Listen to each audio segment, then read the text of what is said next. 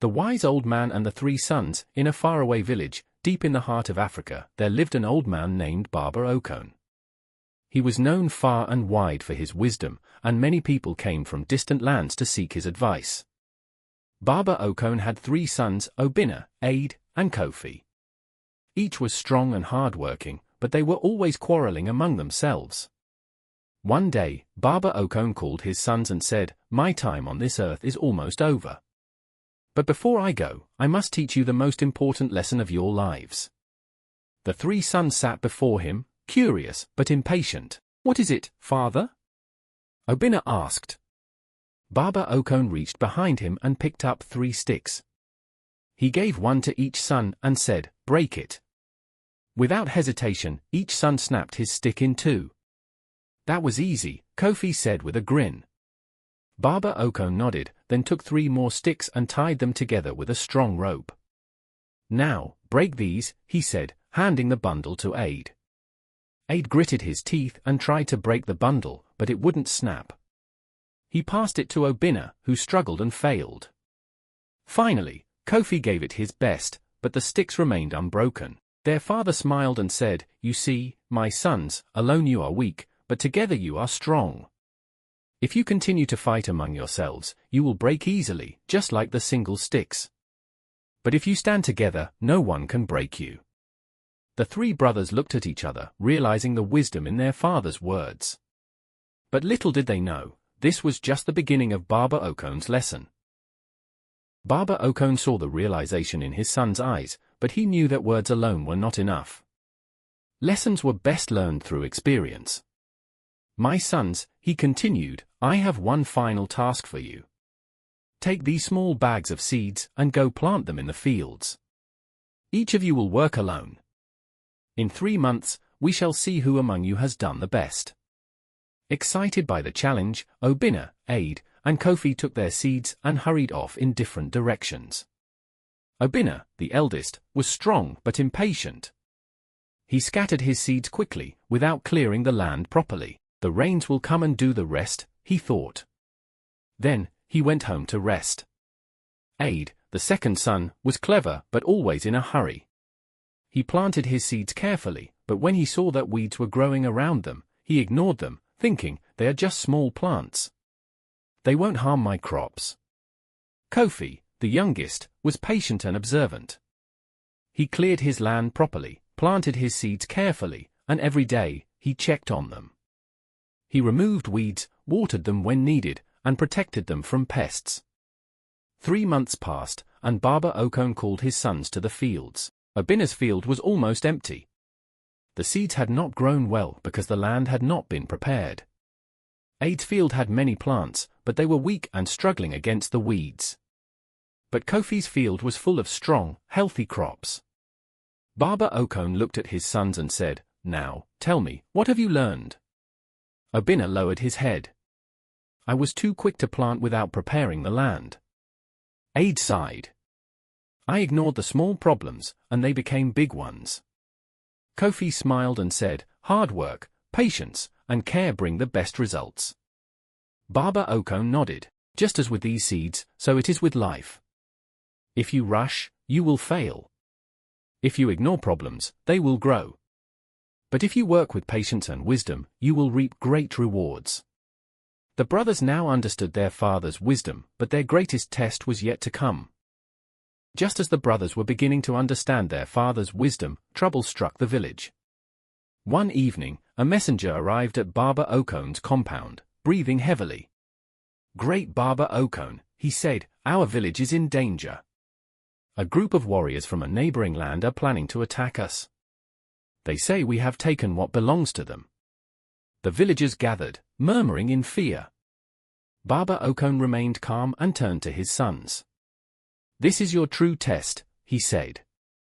"The strength of a man is not in his words, but in his actions. Now, show me if you have truly learned." The 3 brothers looked at each other. They knew their village was small and did not have many warriors. If they did not act wisely, they would all be defeated. Obinna, the strongest, stood up first. "Let us gather our best fighters and attack them first," he said. Ade shook his head. That is foolish. We do not even know how many they are. Let us send a spy to learn more. Kofi thought for a moment and said, we must also speak to the elders of their village. Sometimes, war comes from misunderstandings. Baba Okon smiled. Now, you are thinking like true leaders. Strength, wisdom, and patience, all are needed to win a battle. With that, the brothers set out on their mission. Aid, being clever, disguised himself as a traveler and went to the enemy's camp. He listened carefully and learned that the warriors were angry because they believed someone from Baba Okon's village had stolen their sacred drum. When Aid returned with the information, Kofi suggested they meet with the enemy elders to talk. Baba Okon agreed. Obinna, though still eager to fight, trusted his brothers and agreed to wait. The next morning, Baba Okon and his sons, along with the village elders, traveled to meet the enemy leaders. What they discovered shocked them. As Baba Okon and his sons arrived at the neighboring village, they were met by the enemy warriors, their spears raised. The air was tense, but Baba Okon stepped forward calmly. "We have come in peace," he said. "We have heard your complaint and wish to understand the truth." The enemy leader, Chief Dogo, narrowed his eyes. "Your village has stolen our sacred drum. It has been in our clan for generations, and without it, we cannot perform our rituals. If you do not return it, we will take it by force." Baba Okon turned to his sons. "Do any of you know about this drum?" The brothers shook their heads.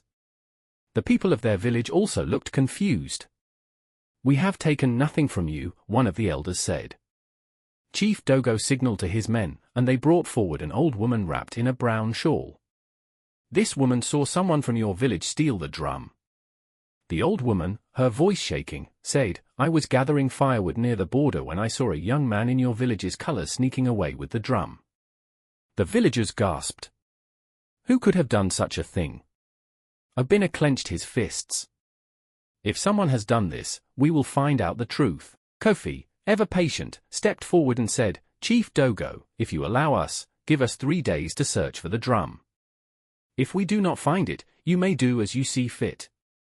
Chief Dogo thought for a moment, then nodded. 3 days. No more. Baba Okon and his sons returned home, and immediately the search began. They asked everyone in the village if they had seen anything suspicious. It was Aid who finally found the first clue. He spoke to a young boy who often played near the border. "I saw a stranger in the forest 3 nights ago," the boy said. "He was carrying something big, and he was not from our village." The brothers exchanged looks. If this was true, then the thief was not one of them, but an outsider. But who was he? And where had he taken the drum? With only 2 days left, the brothers set out into the forest, following the trail of the mysterious stranger. What they discovered next would change everything. Obinna, Aid, and Kofi moved swiftly through the dense forest, following the young boy's description of where he had seen the stranger. The trees whispered in the wind, and the sound of distant drums echoed from another village. As they walked deeper, Aid, who was always observant, spotted something unusual, a piece of red cloth caught on a thorn bush. He picked it up and examined it closely. "This does not belong to anyone from our village," he said. "It must be from the thief." Obinna nodded. "Then we are on the right track." They continued their search until they reached a small hut hidden in the forest. Smoke rose from the roof, and outside sat an old man carving a wooden staff. Kofi, always the patient one, stepped forward. "Greetings, elder," he said respectfully. "We are looking for something very important, our neighbor's sacred drum. Have you seen anyone come this way?" The old man looked up, his wrinkled face showing no surprise. He tapped his staff on the ground and sighed. "Yes, I have seen the one you seek. A man passed here 3 nights ago, carrying something large and wrapped in cloth. He went towards the river." The brothers thanked the old man and hurried toward the river bank. As they neared, they heard a strange sound, the deep, rhythmic beat of a drum. Crouching behind the bushes, they saw a man sitting near the water, playing the sacred drum. He was tall and dressed in a mix of different village patterns, as if he had no true home. His face was covered in scars, and his eyes were sharp like a hawk's. Obinna whispered, "Who is he?" Before Aid could answer, the man stopped drumming and spoke without looking at them. "I know you are there. Come out." The brothers stepped forward cautiously. The man smirked. "So, you've come for the drum?" He placed his hand on it protectively. "It is mine now." Kofi, keeping his voice calm, said, "That drum belongs to Chief Dogo's people." "Why did you take it?" The man's expression darkened. "Because it was mine first. Many years ago, I was a warrior of Chief Dogo's village. But I was betrayed and cast out. That drum was my family's symbol, passed down for generations. They took it from me, just as they took my place in the village." Obinna's fists tightened. "So you stole it as revenge?" The man laughed bitterly. "Revenge? No. I took back what was rightfully mine." Aid, ever the thinker, stepped forward. "If this drum truly belonged to your family, then perhaps there is a way to make things right without bloodshed." The man's eyes narrowed. "And how do you propose that?" The three brothers looked at each other. They had little time left before Chief Dogo's warriors attacked their village. The fate of 2 villages rested on their next decision. The 3 brothers stood before the scarred man, their minds racing. They had to find a way to return the sacred drum to Chief Dogo's people without causing more conflict. Kofi, the calmest of them, took a deep breath. "If the drum truly belonged to your family, then perhaps Chief Dogo does not know this. Let us return with you and tell your story." The man scoffed. "And you think they will believe me? That they will welcome me back after casting me out like a stray dog?" Aid, the clever one, thought for a moment. "Chief Dogo values tradition above all else. If we can prove your claim, he will have no choice but to listen." Obinna, the strongest, crossed his arms. "And if he does not listen?" The man studied them for a long moment, then sighed. "Very well. I will go with you. But if your plan fails, I will not give up this drum without a fight." With time running out, the brothers and the man made their way back to Chief Dogo's village. The warriors were already sharpening their spears, preparing to attack Baba Okon's people. Chief Dogo stepped forward, his eyes burning with anger. "Where is our drum?" The scarred man stepped out from behind the brothers, and the entire village fell silent. Gasps and whispers spread through the crowd. "You," Chief Dogo said, his face filled with shock. "Yes," the man replied. "I have returned." One of the elders, an old woman with grey hair, stepped forward. Her voice trembled. "We thought you were dead." The man shook his head. "No. You cast me out. You took my family's drum and erased my name from our history."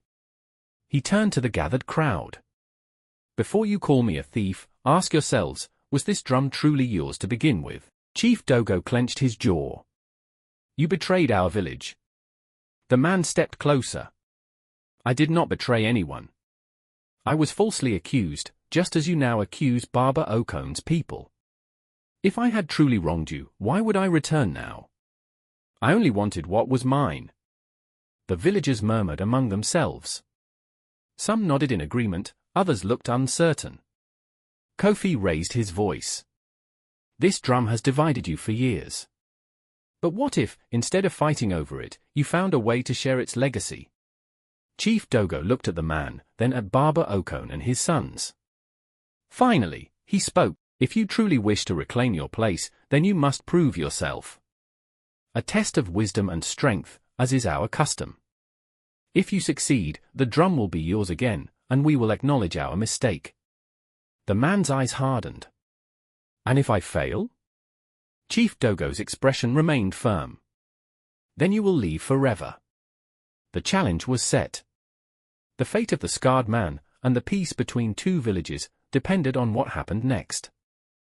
The entire village gathered at the central square as Chief Dogo announced the test that would decide the fate of the scarred man and the sacred drum. "You will face 3 challenges," Chief Dogo said. "One of strength, one of wisdom, and one of courage. If you succeed, the drum will be yours, and your honor restored. If you fail, you must leave forever. The scarred man nodded. I accept. The test of strength. For the first test, Chief Dogo's strongest warrior stepped forward, a massive man named Jailer. You must defeat Jailer in a wrestling match, Chief Dogo declared. The scarred man took a deep breath and stepped into the ring. The two men circled each other as the crowd cheered. Jailer struck first, grabbing the scarred man's waist and trying to throw him down. But the scarred man, though leaner, was quick and skillful. He used Jailer's own weight against him and flipped him onto his back. The crowd gasped. Chief Dogo nodded. He has passed the first test. The test of wisdom. For the second challenge, the village elders presented a riddle. A river is rising, and 3 men must cross it. One cannot swim, one carries a heavy load, and one fears water. How do they all reach the other side safely? The scarred man thought for a moment, then answered. The man who can swim carries the one who cannot. The man with the heavy load places it on a raft and pushes it across while walking through the water. The one who fears water crosses last, using the raft for support. The elders smiled. You have passed the test of wisdom. The test of courage. For the final test, Chief Dogo pointed to a cave at the edge of the village. Inside is a wild beast that has threatened our people for years. You must enter and return with proof of your courage. The scarred man did not hesitate. He took a torch and entered the dark cave. The villagers waited in silence, their hearts pounding. Minutes passed. Then, a deep growl echoed from within. Suddenly, the scarred man emerged, dragging behind him the pelt of a great hyena. He had defeated the beast. The crowd erupted in cheers. Chief Dogo raised his hands for silence. You have proven yourself worthy. The drum is yours. The scarred man took the drum and, for the first time in years, beat it with pride. Then, he turned to Chief Dogo. Though I have won it, I wish to share it. Let this drum unite us, not divide us. Chief Dogo smiled. Then let us celebrate together. That night, both villages came together in peace. Baba Okon turned to his sons. Today, you have seen the power of wisdom, patience, and unity. A true leader does not fight only with his hands but with his mind and heart. Obinna, Ade, and Kofi nodded, realizing they had learned their greatest lesson. And from that day on, the two villages remained united, their bond sealed by the beat of the sacred drum. The end.